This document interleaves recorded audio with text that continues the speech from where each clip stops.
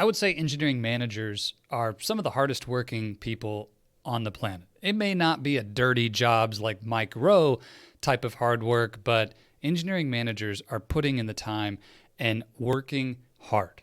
And Rahul was no different. Rahul and I had a conversation this past week, and he was sharing with me about his career path in engineering management. You see, he got his first team and started working hard, started focusing on the one project that was in front of him, the primary focus for his team, for his organization. They got to work and they did an amazing job. They delivered on the project. It was a big success. And Rahul got rewarded. He got recognized for that win. His boss gave him a special spot award. He got a bonus. And as a reward for doing great work, Rahul's team was given 2 big projects.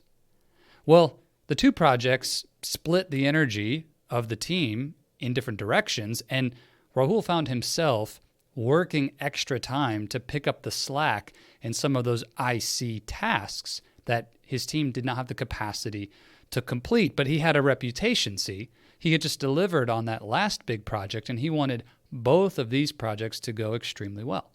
He put in the time. He started working late nights. He started putting in some time on the weekends, and at the end of those 2 projects, the great news for Rahul is that both of them were a success. Again, big wins. He's building his reputation. He's growing in his career, and Rahul was feeling on top of the world. And guess what? Those 2 projects being victories led him to the next step in his career. He went from 1 team and 2 projects to 3 teams with 4 projects. And guess what? He can't contain that to 5 days a week. Rahul's now working all the time. He's on 7 days a week. He's putting in more hours than ever before. He's diffused in his energy and focus. He's not able to fill in all of those cracks. And the strategies and the approach that he had leading 1 team on 1 project or 1 team on 2 projects no longer worked. And instead of building his reputation, all the projects began to suffer. He ended up under the microscope in even more meetings to report out on the status of all these projects that had fallen behind. And unfortunately, it led to burnout. And he and I end up in a coaching conversation. This path, this predictable path to burnout, is one that I've seen hundreds of times. Rahul put in his absolute best effort. He used the tools that he had, but unfortunately, the success of delivering on 1 project was rewarded with more work. And the thing that made him successful with 1 team and 1 project, the strategy of deep focus on that work and honestly filling in gaps with an IC mentality, that individual contributor mentality, getting back into the work, that led him to burnout. Now, he got that promotion midway. He went from 1 team to 3 teams. He got the raise. He got the spot award bonus. But Rahul took the lazy way to promotion. The lazy way to promotion is to work harder. The lazy way for engineering managers to pursue the next level is to fill in all the gaps, to work the nights and weekends. Now, I know you're looking at me like, Zach, what are you talking about? There's nothing lazy about working nights and weekends. In fact, that's working even harder. I didn't say Rahul wasn't working hard. I said he was doing it in the lazy way. You see, it's hard to work nights and weekends. It's harder to level up as a leader. It's harder to live as a lifestyle engineer would live, to be an essentialist, to focus on less but better, to become a better leader and not just a harder working manager. Rahul was missing some of these key distinctions, and it begins with his mindset. You see, he brought the mindset of an individual contributor to the role of engineering manager. He brought the mindset of hard work as the pathway to his success and reputation, and that will only take you so far. Hard work is a great ethic. Work ethic is important. If you're not willing to work hard in your engineering career, you will be limited. There's going to be occasional late nights and long weeks and working the weekends in our career path. That's part of it. But that's the exception, not the rule. That's something we do to overcome a mistake or a setback, not the way we solve for career growth and promotion. The lazy way to promotion is to simply put in more time to fill in the blanks and the gaps of the projects yourself. The lifestyle engineering way is to focus on less but better. The more of doing less. As Greg McKeown would say in the book Essentialism, it's that disciplined pursuit of less. Thinking about the 80-20 rule, what is the 20% of input that you're bringing that delivers 80% of the value? And getting relentless to find that. The first and most important thing for you to shift in your pursuit of career growth and promotion is this mindset that when more shows up on your plate, that your default response is to ask yourself, how do I fit it all in? How can I do more? People pursue productivity through more. Engineering managers pursue results through more. That mindset must shift. Stop asking yourself first, how can I fit it all in?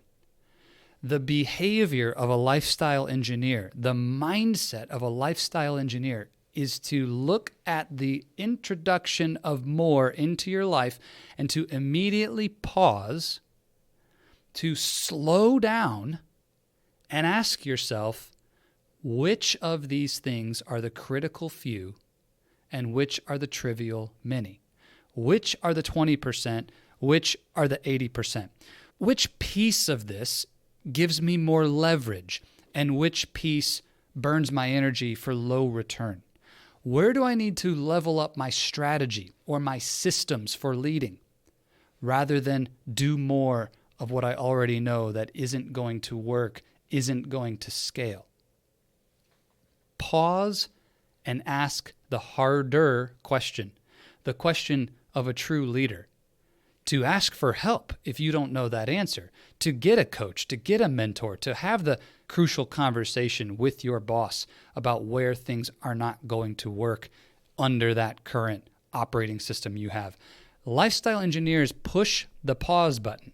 You see, slowing down to go fast is the most counterintuitive thing we can do. But this is what great leaders do. The lazy way is to just keep doing what you're doing and do more of it. The leadership path for your career growth is to slow down to go fast. Slow down to ask the question, where must I improve? What must I level up in? Which of these tasks are not critical? If we don't push that pause button, then you end up on that rat race, that inevitable decline that Rahul faced. More work shows up, so you do that work. And then more work shows up, and you do that work. And next thing you know, you're putting in nights and weekends constantly. You're overwhelmed. You're out of control. And you're burning out. And don't wait for rock bottom to get the support, to make the change, to get off of that lazy path to promotion. Get the support you need now. If you're already on that path, if Rahul's story is resonating for you, then push pause right now. Let's have a conversation. Get clear, talk to your mentors, figure out what needs to happen to change that trajectory now. Book a call with me and my team. Don't wait for rock bottom to bounce back. We can make that change now. Maybe you're where Rahul was when he had one team and one project and you're crushing it. Awesome. Go crush it. But be prepared that success is going to create more work for you to do. And if you take that more and diffuse your energy among more things, 2 airplanes at half throttle don't take off. They both crash at the end of the runway. An airplane only achieves liftoff with full throttle. We've got to get up to speed, get in the air before we can throttle back.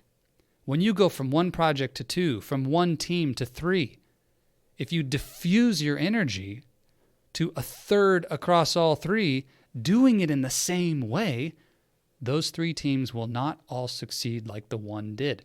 We must learn how to delegate, learn how to lead, learn how to level up within ourselves so that our energy out creates that disproportionate return in. Don't fall victim to the lazy way of promotion. If you want to move up, push pause and get clear on what is most important. Stop asking how to fit it all in and start asking what matters the most. Focus your energy on those things. Give yourself some permission to leave other things unfinished and undone, and get the help you need along the way to master the skills of leadership at the next level before you end up hitting rock bottom like Raul did.